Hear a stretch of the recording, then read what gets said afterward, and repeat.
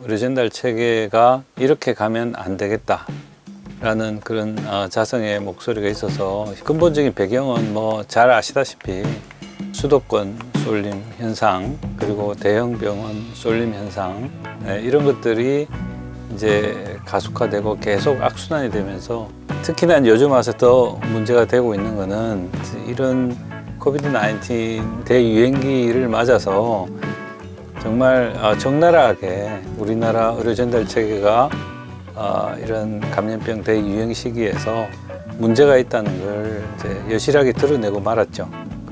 형식적으로는 1차에서 진료 의뢰서를 받아서 2차로 가게 돼 있고, 또 2차에서 또 안 되면 3차로 또 가게 돼 있고, 다 돼 있습니다. 다 돼 있는데 그게 다 무시돼 있는 거죠. 예, 그런 전달 체계 자체가 그게 안 된다는, 확실히 제도적으로 안 된다는 것을 좀 명시적으로 밝힐 필요가 있는 거죠.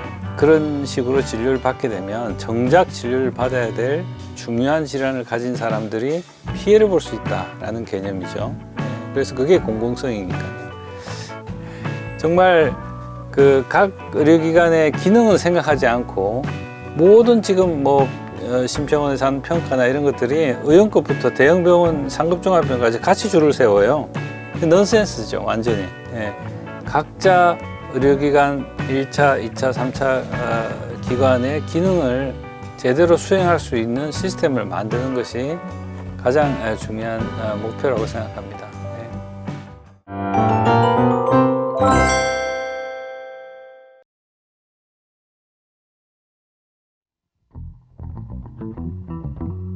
안녕하십니까. 네, 안녕하세요. 질문에서 정책연구 이제 5번째 시간으로 서울백병원 호흡기내과 여모기 교수님 모시고 우리나라의 의료 전달 체계와 관련돼서 여러 가지 현황과 문제점, 그리고 해결 방안, 그런 방향성에 대해서 여쭙는 시간으로 시간 마련했습니다.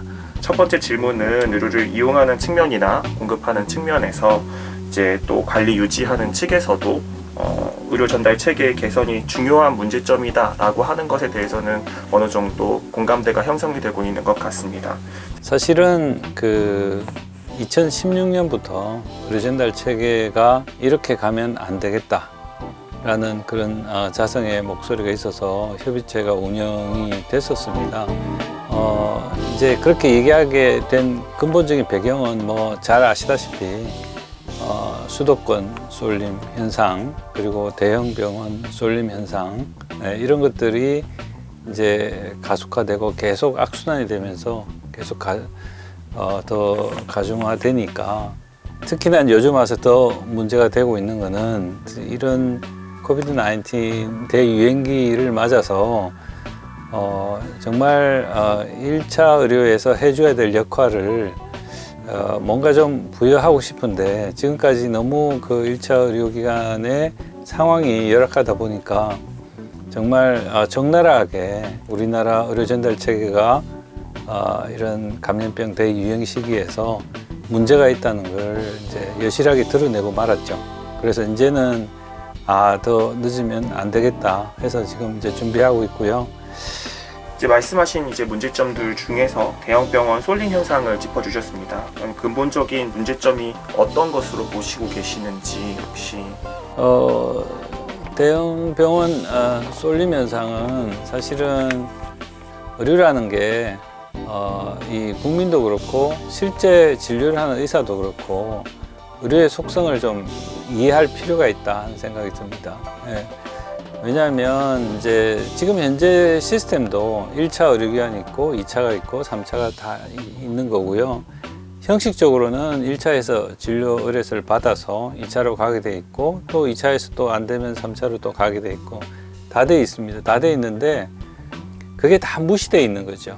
예, 그런 전달 체계 자체가 정말 왜 중요한지, 국가 차원에서 보면 의료는 전체적으로 보면 이 공적인 요소가 상당히 있습니다. 그래서 왜 함부로 데모도 잘 못하고 그런 부분이 있는 이유가 국민의 생명 이런 걸 다루는 어떤 직업이기 때문에 공공성이 없다라고 얘기할 수 있는 사람은 거의 없을 겁니다. 그래서 분명히 공공의 재화인 거고요. 한계가 있습니다. 공공의 재화는 이게 무한정 공급할 수 있느냐 하면 그렇지 않고요. 그래서 어느 정도 한계가 있는데 그 의료의 한계성을 인정하고 국민도 그 자체를 인정해야 되는 거죠. 누구나 내가 아프면 당장에 서울대병원 예약하고 가고 싶죠. 그렇지만 또 국민들도 한편으로 의식에 알고 있습니다. 내가 당장에 서울대병원 가서 진료하는 것이 옳지 않다는 걸 알고 있으면서도 내가 불편하면 그러고 싶은 거죠. 그런데 그게 안 된다는, 확실히 제도적으로 안 된다는 것을 좀 명시적으로 밝힐 필요가 있는 거죠. 그런 식으로 진료를 받게 되면 정작 진료를 받아야 될 중요한 질환을 가진 사람들이 피해를 볼 수 있다라는 개념이죠. 그래서 그게 공공성이니까요. 그러니까 이제 그래서 누구든지 절차를 지켜서 1차 의료기관에 가서 진료를 하고 또 어떤 질환에 따라서 2차로 가고 3차로 가는데 그게 제도적으로 정착이 안 돼 있으니까 의사들은 환자가 그냥 가겠다 그러면 글쎄 한마디 할까 하다가도 또 괜히 신랑이 하는 게 좀 귀찮고 또 싸움이 일어날 것 같고 분쟁이 일어날 것 하니까 그냥 막 소견서 써주고 보내고 이게 이제 관행처럼 이렇게 자꾸 내려오다 보니까 의사 자체도 그런 개념을 좀 바꿔야 되고 국민도 바꿔야 되고 정부도 바꿔야 되고 모든 것이 하나의 의료 전달 체계는 문화적인 측면에서 다 바뀌어져야 된다고 생각합니다. 대형 병원 쏠림 현상을 좀 개선하기 위한 실질적인 대책으로는 어떤 논의점이 오고 가셨는지. 대체적으로 이제 지금 대형 병원 쏠림 그런 현상 자체를 어떻게 하면 완화시킬까? 그러니까 의료기관의 1차, 2차, 3차 의료기관의 기능이 제대로 작동하도록 하자 하는 것에 동의하고 있습니다. 그러면 그걸 이제 어떻게 풀어 나갈지 하는 거는 이제 디테일에서는 조금 이견이 좀 있을 수 있어요. 그런데 왜냐하면 이제 이렇게 쏠리는 현상 자체가 원인 분석이 1차 의료기관이 좀 부실하고 3차 의료기관이 좀 더 잘 봐주니까 퀄리티가 높으니까 당연히 글로 쏠리는 거 아니냐 이제 이렇게 원인을 분석하는 분도 계신데 1차 의료기관에서 경증 질환을 보는 것이 가장 가치가 있는 겁니다. 이게 소위 상대 가치로 얘기를 하면 최고의 가치를 줘야 되는 거죠. 3차 의료기관에서 아주 최중증을 본다. 이건 최고의 가치를 가지는 거죠. 반대로 1차 의료기관에서 중증 질환을 본다. 이건 가치가 떨어지는 거고요. 3차 의료기관에서 경증 질환을 본다. 이것도 가치가 떨어지는 겁니다.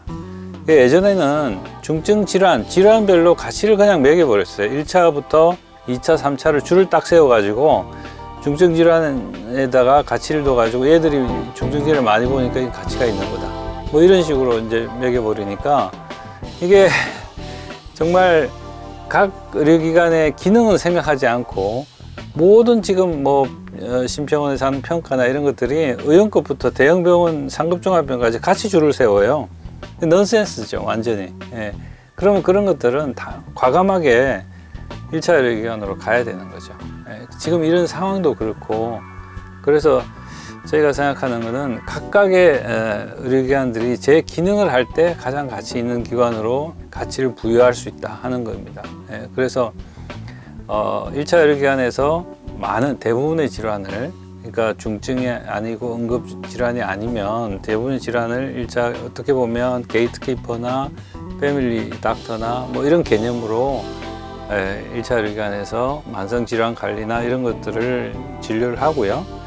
그 다음에 거기서 무슨 문제가 생기거나 뭔가 전원이 필요하거나 그런 상황이 생기면 2차나 3차로 진료 의뢰서를 가지고 의사의 소견이 분명히 필요한 거죠. 사실 의료진의 판단이 굉장히 중요하다고 생각해요. 아무리 경증 질환이라도 몇 번 치료해보고 해도 반응이 없고 치료가 잘 안 된다 하면 사실은 그러면 그 의료진의 판단에서 전환할 수 있는 그런 시스템이 필요하고 마찬가지로 아무리 중증 질환이라도 급성 악화 시기라든지 이런 것들이 끝나고 나면 만성 형태로 이제 쭉 유지돼서 그렇게 고도의 기술이 필요하지 않은 그런 추적 진료만 필요하다 하면 그 부분을 다시 1차 기관에 다시 대의뢰하고 하는 그런 회송과 대의뢰하는 시스템이 잘 갖춰져 있고 그렇게 하라고 돼 있는데 그거를 실제적으로 적용할 수 있는 제도가 뒷받침이 되어 있지 않다는 거죠. 예, 그래서 각자 의료기관 1차, 2차, 3차 기관의 기능을 제대로 수행할 수 있는 시스템을 만드는 것이 가장 중요한 목표라고 생각합니다.